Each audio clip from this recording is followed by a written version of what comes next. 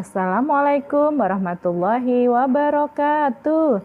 Jumpa lagi dengan Ustazah Tia dalam materi PPKN kelas 5, tema 5, subtema 1 ya. Hari ini kita akan membahas tentang Sumpah Pemuda. Sebelum kita mulai, mari sama-sama kita buka dengan membaca basmalah. Bismillahirrahmanirrahim. Anak-anak, siapa yang sudah tahu tentang Sumpah Pemuda? Oke, baik. Ustazah jelaskan ya. Sumpah Pemuda adalah bagian dari sejarah perjuangan bangsa merebut kemerdekaan. Meskipun sudah menjadi bagian dari sejarah, bukan berarti hal tersebut hanya untuk diceritakan. Sebagai generasi penerus bangsa, sangatlah penting mempelajari nilai-nilai sejarah ya. Nah, bangsa yang kuat akan sulit dihancurkan apabila generasi mudanya mengenal, memahami, dan menerapkan nilai-nilai sejarah serta melestarikan budaya luhur bangsanya ya. Nah, di sini kita lihat ada naskah Sumpah Pemuda. Naskah Sumpah Pemuda yang pertama adalah kami putra dan putri Indonesia mengaku bertumpah darah yang satu, tanah air Indonesia. Yang kedua, kami putra dan putri Indonesia mengaku berbangsa yang satu, bangsa Indonesia. Dan yang ketiga, kami putra dan putri Indonesia menjunjung bahasa persatuan, bahasa Indonesia. Nah, anak-anak harus hafal nih naskah Sumpah Pemuda ini ya, bahwa dalam naskah ini kita mengaku bahwa tanah air kita adalah tanah air Indonesia dan bangsa kita adalah bangsa Indonesia. Dan bahasa persatuan kita adalah bahasa Indonesia. Nah, peristiwa Sumpah Pemuda ini tidak dapat dilepaskan dari sebuah organisasi pemuda yang bernama Budi Utomo. Nah, untuk mengetahui peran Budi Utomo dalam perjuangan kemerdekaan Indonesia, kita simak penjelasan berikut. Organisasi Budi Utomo didirikan pada tanggal 20 Mei 1908 oleh sejumlah mahasiswa Stovia atau School tot Opleiding van Indische Artsen seperti Sutomo, Gunawan, Cipto Mangunkusumo, dan RT Aryo Tirto Kusumo. Berdirinya Budi Utomo tak bisa lepas dari peran Dr. Wahidin Sudirohusodo. Walaupun bukan pendiri Budi Utomo, namun beliaulah yang menginspirasi Sutomo dan kawan-kawan untuk mendirikan organisasi pergerakan nasional ini.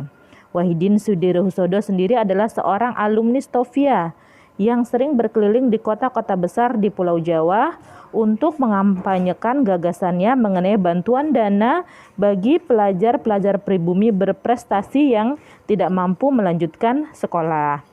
Gagasan ini beliau kemukakan kepada pelajar-pelajar Stovia di Jakarta yang menyambut baik gagasan tersebut, ya, seperti itu. Pendirian Budi Utomo merupakan pergerakan nasional Indonesia yang mengarah kepada dunia pendidikan ya. Budi Utomo memiliki beberapa tujuan di dalamnya seperti yang pertama memajukan pengajaran, yang kedua memajukan pertanian, peternakan dan perdagangan, yang ketiga memajukan teknik dan industri, dan yang keempat menghidupkan kembali kebudayaan ya. Jadi kita ketahui bahwa Budi Utomo ini lebih concern kepada dunia pendidikan ya, karena salah satu tujuannya adalah mereka memberikan beasiswa kepada pribumi yang berprestasi untuk bisa melanjutkan sekolah ke jenjang yang lebih tinggi. Pada tanggal 3 sampai 5 Oktober 1908, Budi Utomo menyelenggarakan kongresnya yang pertama di Yogyakarta. Pada kongres di Yogyakarta ini diangkatlah Raden Adipati Tirto Kusumo atau mantan Bupati Karanganyar sebagai Presiden Budi Utomo yang pertama ya. Namun semenjak dipimpin oleh Raden Adipati Tirto Kusumo, banyak anggota baru Budi Utomo dari kalangan bangsawan dan pejabat kolonial sehingga banyak anggota muda memilih untuk menyingkir itu ya, seperti itu. Sebagai gerakan yang bersifat nasional, Budi Utomo kemudian bergabung di PBI atau Persatuan Bangsa Indonesia.